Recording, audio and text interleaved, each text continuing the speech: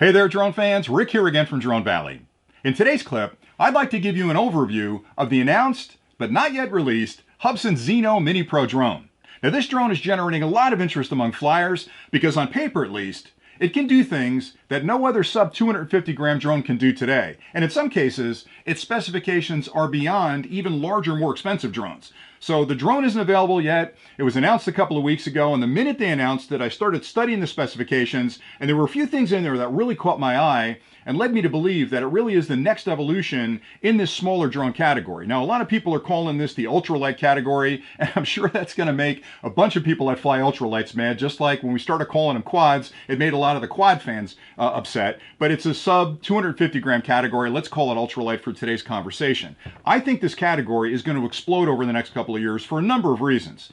For starters, it's small, so it's easy to bring along. It's lightweight, which means you can put it in your bag. You're not going to really have to hassle with all the bigger things you'll deal with larger drones. But more importantly, they tend to be less expensive. And the real big reason they're important is because of all the regulations and legislation that's out there in the US and other countries really don't penalize you for flying a small drone like this. They almost consider them toy drones, even though both of the DJI models I have in front of me are incredibly sophisticated drones. So with 250 grams and less in the US, you don't have to register the drone. You still have to pay attention to the rules, stay under 400 feet, stay within visual line of sight, don't fly over people, don't hover over somebody's backyard, that's my rule. But anyway, you're not subject to registration, which a lot of people are upset about. They don't want to register, they don't want to deal with the US government if they're flying their drones, so you get out of that. But in other countries, it's more important because their rules and regulations may require people in those countries to take tests, to get insurance, to be certified, to establish flight patterns and register those flight patterns with the local flight authority. So it's a big hassle. And if you're under the 250, none of that stuff applies to you. So this category is incredibly interesting. Now, in a lot of ways, DJI broke open this category about 18 months ago with their Mavic Pro. The original Mavic Pro Mini, or the Mavic Mini Pro, this one right here. And when I first saw that drone, my head exploded. And I've said this on clips before. What they basically did was take a Mavic Pro drone, which is a much bigger drone, and shrunk it down into a tiny little package like this. And when it first came out, people looked at it and said, oh, it's a toy drone. What's DJI doing in the toy drone category? I'm here to tell you it's not. It's a small drone, but it flies, like I've said before, like a larger drone. It's got all kinds of stabilization features built in. It's got a phenomenal camera. It can fly really far. It can fly really long. So this was my favorite smaller drone, and it goes with me pretty much everywhere. 6 months ago, they released the Mini 2, which is an upgraded version of this. And this caught my attention because it can fly further. It's got additional features built into it that the Mini didn't have. So this is my favorite drone right now for flying under 250 grams. But a lot of people, when this one was released, said, why didn't they do this? Why didn't they do that? Why didn't they do that? So their flyers in general are looking at the larger drones and thinking, why are those features not built into the smaller drones? I'm here to tell you, shrinking technology into a package this small and keeping it under 250 grams it's a moon launch. It isn't something that you can sit down and go, okay, let's carve out a little layer, and build in a bunch of features, because it's not just the weight, but it's the battery capacity, it's the flight time, all of that stuff. It's like a triangle of features and functions that you have to kind of balance. So I think DJI did a phenomenal job with their brand new Mini 2. I've raved about this drone on the channel. I think hands down it's the best drone you can buy today. If you walked out with $500 or less and wanted to buy a drone, this is the one to own.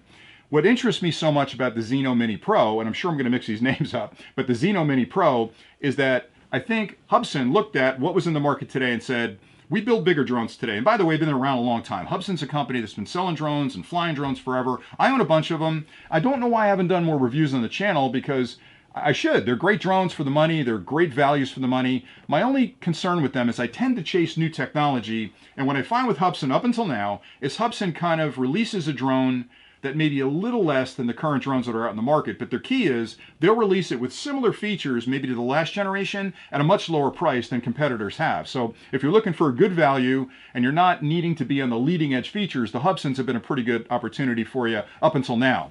Now, what changes with this brand new Mini Pro is that they've built in features that exceed what's in the market today, and I'll get into those in a second.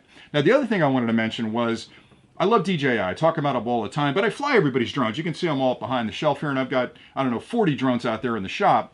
I'm always chasing new technology, but not just for the sake of chasing technology, because for me, a whiz-bang feature that's built into a drone that a company's going to charge me a little bit more money for that I'm not going to use is just wasted money. So when I look at a drone and try to evaluate why would I upgrade to this next drone or this next version of the drone, I look at three things: flight time, image quality, flight distance, and features. And all those things really kind of inform me as to whether that upgrade is worth it or not. Now, I'm going to spend more money just to get one of those features. It has to be principally a different product. Now, there was enough of a difference here and a small price increase where this one made perfect sense for me. I love the new controller. I love the stability. It's a lot stronger in the wind. If you're up there and the wind's whipping around, this one's going to stay in place. This one is a bit of a slave to the wind. So all those features drove me and functions drove me to this product. This new Zino Mini Pro has got some features that really would make sense for me as an upgrade if these turn out to be true. Now, again, I've sent a bunch of emails to the company and said, hey, I'd love to get it early. What can you do with me? Let's sign an NDA. All I got back was crickets. I haven't heard from anybody out there. So I don't know if your marketing team at Hubsan today is watching, rick@dronevalley.com, send me an email. Let's get together so I can get this thing reviewed so all of my subscribers can find out exactly what this drone's about. But anyway, they're saying it's going to ship sometime in June. Now, we're in the middle of June right now. I haven't seen anything, no emails around shipping, but I'm hoping by the end of June, next couple of weeks, I'll have it in my hot little hands. I can take it outside, fly it like crazy, compare it to the other drones that are in that category, and give you a real world side-by-side comparison. So today what I'm going to do is just give you the specifications and talk about the features that really caught my eye when I looked through the specifications, because they didn't just change one thing. They didn't improve on just the flight time or the flight distance or the imaging package. They kind of improved them all. And that's really important because DJI came out with the the Mavic Mini 18 months ago. This one came out 6 months ago. There's a ton of rumors out there, and I did a clip on this, where they're coming out with a Mini SE, which is a lower cost version of this, which has similar specifications, but it's a much better price point. So they're going below that as far as price goes. There's a ton of rumors that the Mini 3 is coming out. Now, they're in kind of a bind here because the Mini 2 just came out 6 months ago. So if you bought this and you come out with the Mini 3, you're going to really alienate a lot of customers that bought the Mini 2 because they're thinking, my gosh, 6 months later you come out with a better model. It stinks that it's the evolution's happening that quickly. I just spent a pile of money on this and now the new stuff's coming out and what am I going to do? So I think the timing is right for Hubsan. I think they waited until this hit the street and said, you know what, we got a better product. We're going to drop it, knowing that the competition really can't come out with a new product for at least another 6 months to give you a year gap between the two. And we'll see how that plays out. But I love competition. I've talked about this before on the channel. A lot of people call me a DJI fanboy, and that's primarily because I'm a nerd and I follow technology. So when new technology comes out, whoever's the smartest and most clever, I'm a fan of that company. And up until now, DJI's kind of broken all the barriers out there for new technology and innovative features. So yeah, I'm a DJI fanboy, but I'm telling you, when the Zino Mini Pro shows up and I fly it and it does what they say it does, I'm going to be a Hubsan fan. I'm definitely going to be a Hubsan fan. So, and I like their products anyway. All right, so enough about that. Let's get into the specifications. So again, the things I judge are flight time. The new Hubsan Zino Mini Pro will fly 40 minutes. Now, you're thinking 31 minutes here. Is that big a deal? Well, for starters, it's 30% more air time. They're up in the air 30% more. I love flying long. I don't want to land the thing and change batteries 14 times if I can help it. So going from 31, 33 minutes to 40 minutes. Now we know we're not going to get 40 minutes because we're going to land it with 10 or 15% less, but I'm going to do that in this drone as well. So having 31, 33 minutes versus 40 minutes means a lot more time in the air and a lot less time on the ground, a lot less time charging my battery. So that's a home run for me. And I'll talk about the battery technology a little bit next. It isn't that much bigger a battery. So when you look at the two comparisons side by side, the battery on this particular product is 2,250 milliampere hours. The battery in the new Hubsan is going to be 2,400 milliampere hours. So that's only a 7% increase, just rough numbers, of battery capacity. And when you have a battery that you're putting in a drone, there's this concept called energy density, which means how many electrons can I pack into that battery and how much does it weigh, right? Because if I can pack more electrons into it, it's got to be bigger, which means it's heavier, which is kind of a law of diminishing returns because the heavier the battery, the less flight time you're going to get out of it. So a 7% increase in the capacity is interesting, but it's not a major breakthrough. And honestly, the LiPo technology that these batteries are based on isn't controlled by the companies that build the drones. They're buying them from third parties that are building the highest energy densities they can into the package that they ask for. So it's out of their control, but what they can control is how efficiently they use that capacity. So when I think about the 40 minutes versus 31 or 33 minutes, only a 7% increase in the battery density or the energy density from a milliampere hour perspective, but I've got a 30% increase in flight. So again, my nerd engineering kicks in. How can that happen? Like if it's a bigger battery, it should be a much bigger battery to give me 30% more flight time. That tells me that Hubsan, they've got some geniuses working over there that have figured out how they can build in all these whiz-bang features, which I'm going to talk about in a second, and draw less electrons to keep all that technology running. So again, I got to take a look at this, and I'm going to tear it apart and take a real good look at it, but that intrigues me a lot. Okay, so 40 minutes of flight time. The distance about the same as DJI, 10 kilometers on the brand new Hubsan drone, and that really is a limitation of what Wi-Fi can do. All of the drones today are using some form of Wi-Fi. DJI has done a real good job over the years to take a basic Wi-Fi carrier and layer either Lightbridge or OcuSync technology on top of it, which is their branding name for what we'll call frequency hopping technologies, that they're using the carrier 2.4 or 5.8 gigahertz, which is Wi-Fi, and they're on top of that building intelligence to look at that carrier and say, within that carrier frequency 2.4 or 5.8, there's a ton of frequencies in there. Let me find the frequency that's the least noisy where I'm flying today, lock onto that frequency with my drone to give it the best possible signal strength, and then if obviously noise comes up in that particular frequency, I want to know what the next best frequency is so I can jump to that frequency to keep the relationship going.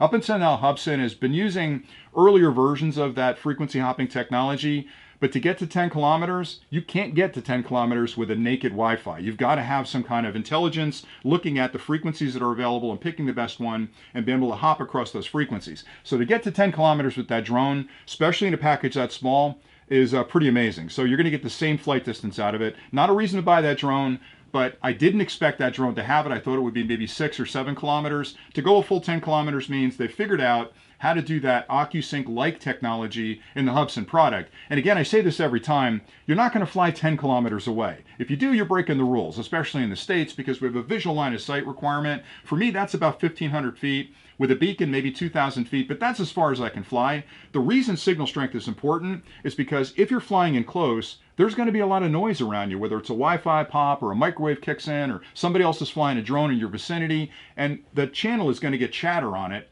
which means you're going to have problems communicating with your drone. So having the ability through OcuSync or the new technology from Hubsan to frequency hop means if it gets noisy in that channel, I've got other options I can slip to that are not going to be as noisy. So 10 kilometers is pretty cool. The next thing is the imaging, and here's where it gets really interesting. So on the drone here, on the Mini 2, it's a 1 over 2.3 inch sensor. On the new Hubsan, it's a 1 over 1.3 inch sensor. Now that, in numbers, in raw numbers, that seems like, is that big a deal? And a lot of people get confused because they think 1 over 2.3, 1 over 1.3, that sounds like a smaller sensor. It's actually the reverse. The 1 over 2.3, because it's a fraction, the 1 over 2.3 versus the 1 over 1.3, the 1 over 1.3, which is an odd size, is much bigger than the 1 over 2.3. And you might think, well, so what? It's a little bigger sensor. A bigger sensor means you're collecting more information. More light rays are hitting that sensor. You get better definition. You get better low light, high intensity lights. So there's less blowouts at the top end. You can do better at night. So a larger sensor is always a good thing. A lot of people are thinking, well, I don't have a 1 inch sensor on the minis. Again, we go back to that triangle of, if I put a bigger sensor on it, it weighs more, I'm going to fly less, I need a bigger battery, that weighs more, I fly less. So this is, in a lot of ways, the engineers that are designing these smaller craft, it's a Faustian bargain about how do I build a feature in without cutting back on my flight time and putting a bigger battery in there. So anyway, back to the sensor. So 1 over 2.3 versus a 1 over 1.3. And you might think, well, what's the difference there? So I'll give you two metrics here that you can pay attention to, and these are pretty impressive. So the first one has to do with the size of the sensor. So when you look at those two sensor sizes, diagonally, a 1 over 2.3 is about 7.87 millimeters. When you look over the 1 over 1.3, that jumps up to 12 millimeters. So you've got diagonally, which is a square or a rectangle, you've got a much larger sensor from that perspective, but the important part is the area. So when you look at the area of the sensor, the 1 over 2.3 has an area of about roughly 30 millimeters squared. When you look at the larger one, you'll see that that area jumps up to 70 millimeters squared. So you've got a small sensor compared to a big sensor, which means, again, more light rays are hitting it, better image quality, better low light, blowout, if you will, on the high end when it's really bright. So it gives you a lot more control over how that image is captured. Now they're saying it's a 4K 30 frames a second, which is the same as the Mini 2, but they're saying a 48 megapixel picture. Now, I don't know if that's truly a 48 megapixel picture, because a lot of the companies, DJI included, use a quad Bayer system where you've got really a 12 megapixel sensor and you split that into 4 different filters, if you will, and you multiply that times 4. So on paper, it looks like a 48 megapixel, but it's really a 12 megapixel native. This one says 48 megapixels. I'm gonna have to investigate that when I get it to see if they're using the quad Bayer. If they are, it's the same sensor size, or I should say same sensor capacity or specifications as we're doing on the Mini 2 today. But the bottom line for me is that I always like a bigger sensor because I'm capturing more information, which means I'm going to have a crisper picture and better low light and high intensity videos and photos. So again, the sensor is critically important. All right, beyond that, some of the other features that really interest me are the obstacle avoidance, because one of the challenges with DJI is people are saying, why doesn't the Mini 2 have obstacle avoidance? Adding obstacle avoidance to a quad seems like a simple affair. Put a couple of sensors on it, put some brains inside the quad that are going to watch those sensors, and if it sees it's getting close to something, back off. It's really a lot more complicated than that. It's almost like you're at a party, maybe you're at a dinner party, and 3 people are trying to talk to you at the same time while you're trying to juggle some balls. So you're trying to keep track of juggling these balls, and this guy's talking to you over here, and you're trying to hold a conversation with him, and this young lady over here is talking to you, and you're trying to bounce between them. Then there's another guy over here that's telling jokes. You're trying to pay attention to him. So all of that technology together, number one, has to be gathered. It has to be delivered back to the microprocessor. The processor has the ability to sort of keep track of all that stuff, and that would be enough if it just had to keep track of it, but then it has to take action. So if you're at speed, no less. So if you're flying fast and you're heading for a brick wall and I'm juggling these balls, I have to prioritize that conversation over these other 2 conversations to not hit the brick wall, because these guys are not as important to me because there's nothing there I'm going to run into, but that one's super important. So the microprocessor, the horsepower of that microprocessor has to go up by degrees to actually handle that kind of crash avoidance. Somehow they figured it out in the Zino Mini Pro. They figured it out and DJI didn't. Now, I will bet you nickels to dollars that when the Mini 3 hits, it'll have obstacle avoidance built into it. It'll probably be 3-directional, just like they do today, where it'll be front, back, and down, and that'll be plenty. But I love the fact that it's got obstacle avoidance. That's cool on its own. But the reason it's cool is because a lot of people are saying, why doesn't this do follow me modes? Why can't I lock in on me and have it chase me through the woods? Well, the reason it can't do that is because the technology to follow you is not that complicated. It's already built into the microprocessor and the programming. They do it in every other drone on the planet that DJI makes at this point. It doesn't do it in the Mini because just chasing you is one thing, but without being able to avoid all those obstacles, chasing you means it's going to chase you for a while. And if there's a tree, it's not going to see the tree. Bang, it's going to hit the tree. So without the obstacle avoidance, you're not going to get the follow me mode built into the drone. Guess what? Hubsan Zino Mini Pro has both. So now you've got follow me and you've got crash avoidance built into the drone. And for a lot of flyers, those are super important features. I think that's pretty cool. All right, another thing that they've built into it is the digital remote. Now that's one thing I want to talk about because I miss that. And the Evo's got it, and the Evo 2's got it. And what I mean by that is, here's the DJI Mavic Mini. Okay, great little drone, but if you look at the controller, it's just a basic controller. Cool controller, works great, no worries. If you look at the Mini 2, again, a newer style controller, I'm calling it the Gen 2. I like this controller better. It's just cleaner in your hands. It's a lot more, I think, well balanced in your hands, so it's a better controller. But back in the old days, this is based on the original Mavic Pro, which I love. When that drone hit the street, I thought, my God, that is, it's an epiphany. No one built a drone that folded up like that did everything it did. And one thing I was really excited about was the controller. So if you look at the controller from the Mavic Pro compared to the original Mavic Mini, they're both fundamentally the same frames, right? So the casting is the same, the plastic's the same, the size pretty much exactly the same. Okay, so there's some extra knobs on there and things around. But notice this in the center right here.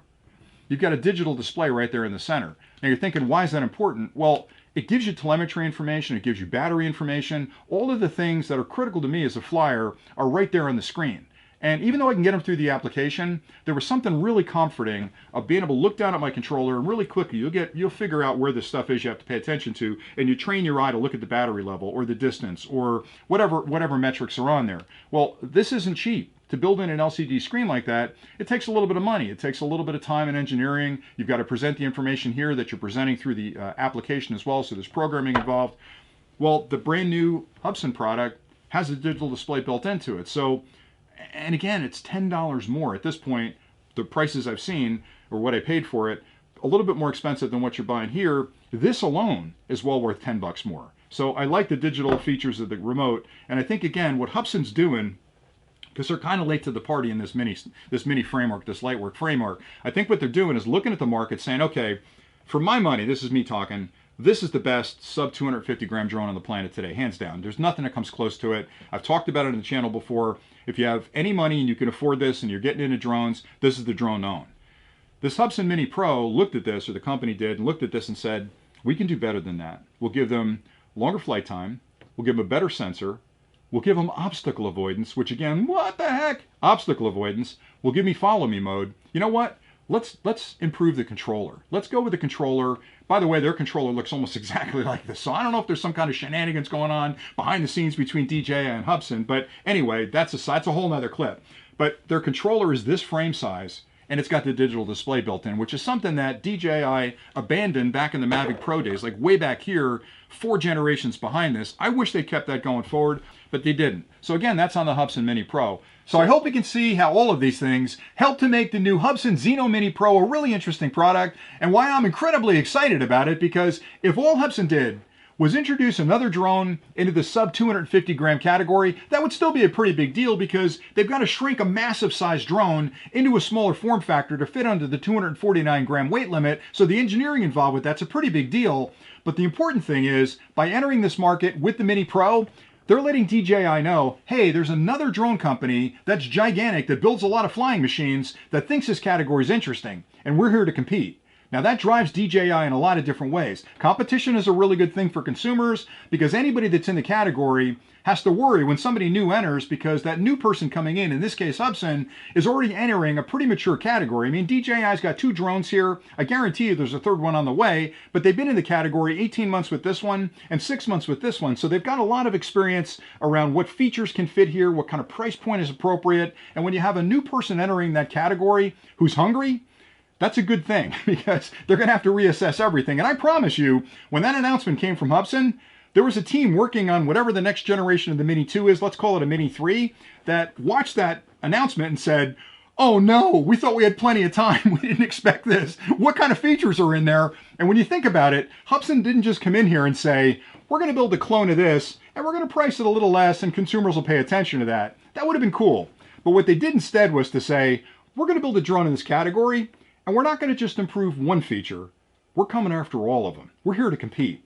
So they built in longer flight time, same flight distance. They built in a better imaging package by a long shot. So any of those things that you're interested in are really important. But the coup de grace for me is they built in obstacle avoidance, which a lot of people that are flying the Mini 2 today, and I read all the boards, why isn't it in there? I want it in there, because without that, I can't do the follow me mode. So what you've got with the Mini Pro is obstacle avoidance. And again, that one feature might be enough to drive consumers to that quad. So the people that are working on whatever the next iteration of the Mini 2 is are probably at this point thinking, we've got to accelerate the development cycles. How soon can we get that out? But here's the catch-22. 18 months ago, roughly a year later, this one came out. We're only 6 months past this one. So if you're DJI, you can't really squeeze out another drone yet, because you're too close to the release date of this one. Consumers that bought this are going to get pretty upset if a new drone comes out, and they're thinking, why did I buy this one when the new one's coming? Now, I know technology changes every month, it seems like, so yeah, there's always going to be a rolling development schedule, but Hubsan coming in right now with this drone is really putting a warning shot across the bow of all the other manufacturers that are seriously considering the sub 250 gram category. So I can't wait to get my hands on it. Now again, it's been announced, I haven't seen it, I'm going on the paper statistics, but Hubsan's a company that's been around for a while. And the only thing that gives me a little bit of pause for concern, and these are minor issues, one of them's funny, the other one is a little more serious, is that I think it's delayed. I think they were supposed to get it out in the beginning of June. I placed the order the day of announcement. I don't know why you'd offer a product and then have to wait weeks to get it delivered if you know you're going to release it. I've given DJI grief about this as well. In the early days when they had the Mavic products out, they'd announce it. It'd be 6 weeks before we see the product. We're waiting. I'm 2 weeks into it already. They estimated sometime in the middle of June the product would be shipped. We're in the middle of June, so maybe it'll show up tomorrow. I don't know. But Hubsan, again, if you're watching, rick@dronevalley.com. Get me the drone right away. Let me review it. But anyway, it's a little delayed. I have no fear that they're not going to deliver this drone. I fully expect the drone will be delivered. They're probably doing final tweaks. They're doing final pricing adjustments. Whatever it is they're working on, it'll be released. So that's kind of a minor thing. The other one that was funny is if you watch the release video, and I actually watched the entire live stream, it's a dangerous thing to do a live stream of a new product, and we can go back over history when Microsoft had the blue screen of death, Apple's had issues. I've worked for companies in the marketing departments, I've worked on production runs. The worst thing you can do is a live stream because you can't control what's going to happen, and of course, you know, it happened for Hubsan. During their live stream, they were actually, I don't know who decided this, somebody in the marketing team decided, you know what? It can fly for 40 minutes. People are going to call us out on that. Why don't we have the drone fly live while we're doing the live stream, and we'll let it fly for 40 minutes, and we'll put a clock up and show people that it can actually hover for 40 minutes, which seemed like a good idea until you practice it, and you put the drone up, and you realize the poor guys that were, the woman and the man that were actually talking over it, talking about the feature sets and everything else about the drone, number one, had to talk over top of the prop noise, so it was like, and they're trying to get the words out over there. So from a marketing perspective, the lensing on that was terrible, but I could have gotten past that. But then what happened was about 25, 28 minutes into it, the drone decides, okay, I'm going to go down near the ground, and I'm sure everybody's panicking at that point, and then it goes off to the side and runs into a curtain, and I felt bad for him because I'm sure what happened was there was probably somebody off camera that was flying the drone going, man, it's 25 minutes, I'm going to get a cup of coffee, and they put the controller down, went to get a cup of coffee, and the drone decided at that point, I've got to either do an emergency landing or get someplace, I don't know, went wonky and it flew into a curtain, but the best part was,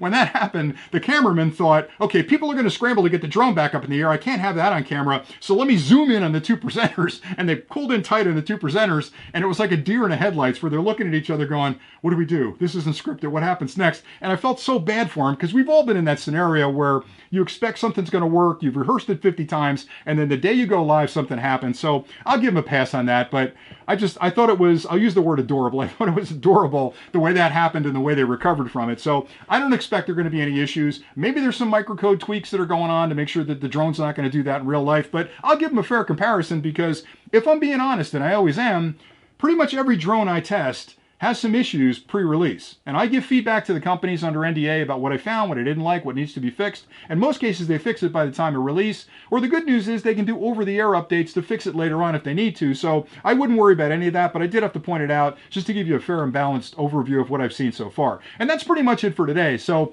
I appreciate you guys watching. I'm sorry it was such a long clip, but there was a lot of stuff to cover. And I think it's really an important event because this new product looks like a seminal product that's really going to shake up this category. I think it's going to be a hot product for a lot of flyers that, for whatever reason, didn't buy the Mini 2 but still want to get into the category. And I think it's going to be an important product from that perspective. So if you haven't subscribed to the channel, I say this every time, hit that little icon down there and join the Drone Valley family. I have so many more clips that we're working on. I've got a whole clip just talking about the digital remote control for the new Hubsan product, comparing it to what's out there today and why that's important. I've got a ton of other drone clips we're working on and other high-tech gear that I'll be reviewing on the channel. I just have a lot of fun talking about this technology, and I can't wait for this drone to show up because for me, any day I can get outside and have an excuse to go flying. I'm just smiling ear to ear, and I'm already giddy because I'll have this guy out a little later as soon as I get done with this clip, and it's just the best hobby in the world. I just have so much fun flying the drone, and anything I can do to help you guys understand the technology better or understand new products that are coming, I'm all about that. So thanks an awful lot for watching. Thank you so much for your support. If you need accessories for any of the drones, I say this every time as well, we've got the dronevalley.com website where we test all of our accessories. We ship from New Jersey, we ship daily, we ship for free. I can get it to you faster than Amazon, and I'll be here and the team will be here. If you have questions later on where you need some adjustments or you just want to get things sorted out, we'll be here to support you. So thanks again for watching, and until next time, happy flying.